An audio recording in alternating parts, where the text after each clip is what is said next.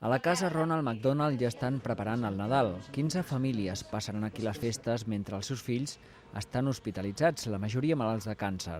Tots són de fora de Barcelona, alguns de fora d'Espanya, i la Fundació els ofereix gratuïtament una llar on recuperar una certa normalitat i, el que és més important, la companyia d'altres pares que estan passant pel mateix tràngol.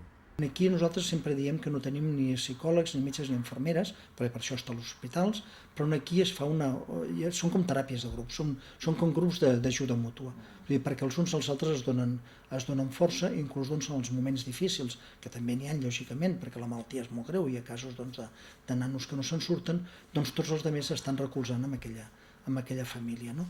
La Vicenta i la Begoña fa uns mesos que viuen a la Fundació. Ara fan el dinar mentre les nenes juguen a la sala del costat.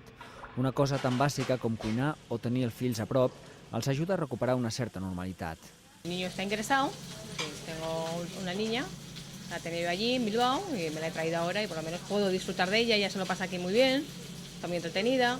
Cocinas lo que te apetece o lo que los niños se van a comer, más que nada solemos cocinar lo que les gusta a los niños.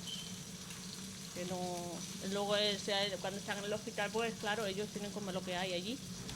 La Fundació només pot acollir 15 famílies, una mínima part de les prop de 4.000 que cada any arriben a Barcelona perquè els seus fills pateixen una malaltia greu. Segons els metges, fer vida fora de l'hospital i tenir els pares a prop ajuda en el seu tractament. I el nano li compensa tot el que pateix en l'hospital, perquè els tractaments lògicament són molt forts, amb el fet de després poder venir aquí, tenir els seus amics, tenir les activitats que realitzem i tenir lògicament la seva família al seu costat. No? Tot això està influint de forma positiva amb l'acceptació del tractament i també amb els resultats d'aquests tractaments. Les parets de la casa Ronald McDonald estan plenes de trencaclosques. Alguns pares han trigat mesos en resoldre'ls, el temps que el nen o la nena ha estat ingressat a l'hospital.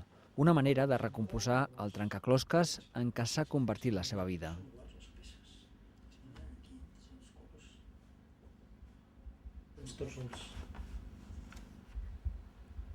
Depèn de la zona, ja se'n van agafar una caixa o agafar l'altra.